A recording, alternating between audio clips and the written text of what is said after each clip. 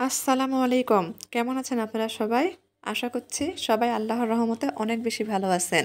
আপনাদের সবাইকে আবারও অনুরোধ করছি আমার আরেকটা নতুন ভিডিও দেখার জন্য। আজকে আটা দিয়ে হোটেলের মতো খাস্তা ডাল পুরি ঘরেই তৈরি করেছি আর সেই ভিডিওটাই আপনাদের মাঝে শেয়ার করছি।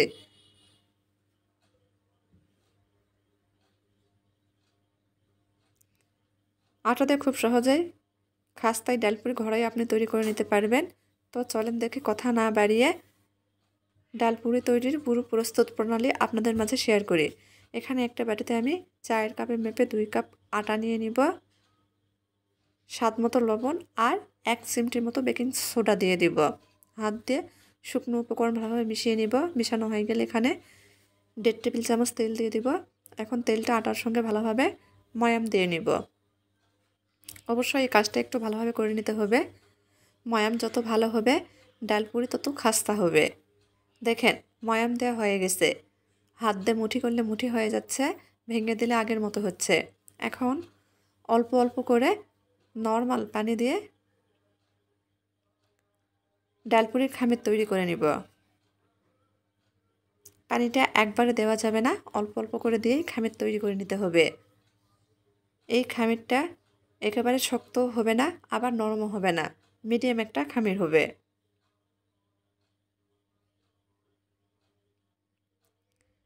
কিছুক্ষণ সময় মথে নিয়ে আমি খামিরটা তৈরি করে নিয়েছি। এখন উপর থেকে একটু তেল মাখিয়ে নিচ্ছি। খামিরটা রেস্টে রেখে দিব। এই ফাঁকে আমি ডালপুরির ভিতরে পুর তৈরি করে নেব।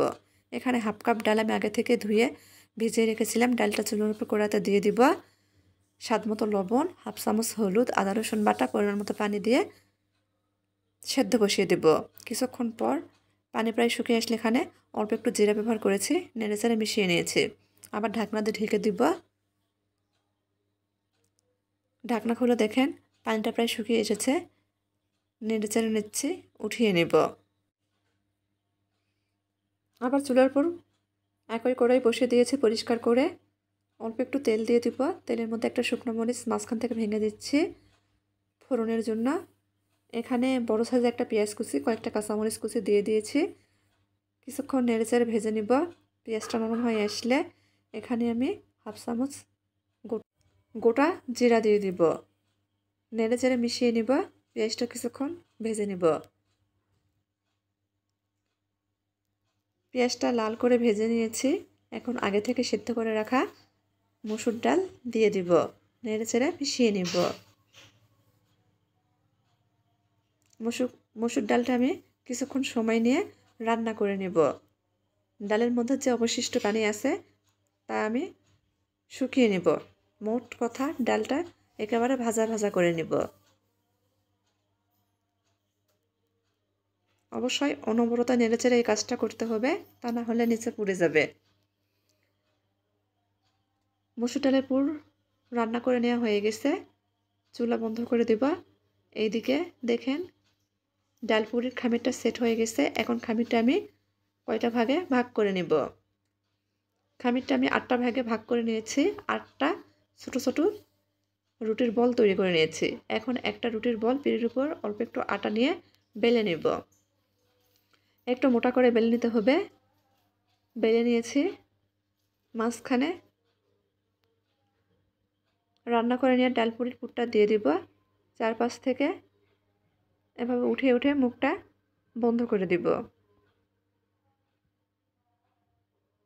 অবশ্যই ভালোভাবে মুখটা বন্ধ করে দিতে হবে, তা না হলে ভিতর থেকে পুর বেরিয়ে আসবে। বন্ধ করে দিয়েছি, হাত দিয়ে চেপে দিলাম। এখন হালকা হাতে বেলে নেব। খুব বেশি চাপ দিয়ে বেলা যাবে না। একটা ডালপুরি তৈরি হয়ে গেছে। এভাবে আমি বাকি ডালপুরি তৈরি করে নেব। আমি সব ডালপুরি তৈরি করে নিয়েছি। এখন ভেজে নেব। চুলার পর আগে থেকেই তেল গরম দিয়েছি। গরম তেলের মধ্যে ডালপুরি দিয়ে দিব। উল্টে পাল্টে ডালপুরিগুলো ভেজে নেব। চুলার আঁচটা মিডিয়াম আছে কম রাখবো। একটু সময় নিয়ে ভেজে নিতে হবে।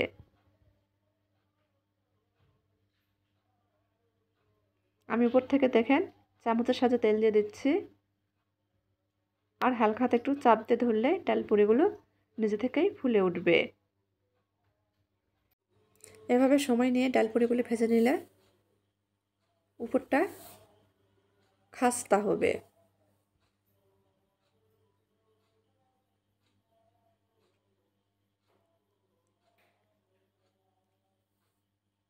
আমি সব ডালপুরি ভাবে ভেজে নিব। ভাজা হয়ে গেছে, এখন আপনাদের পরিবেশন করে দেখাচ্ছি।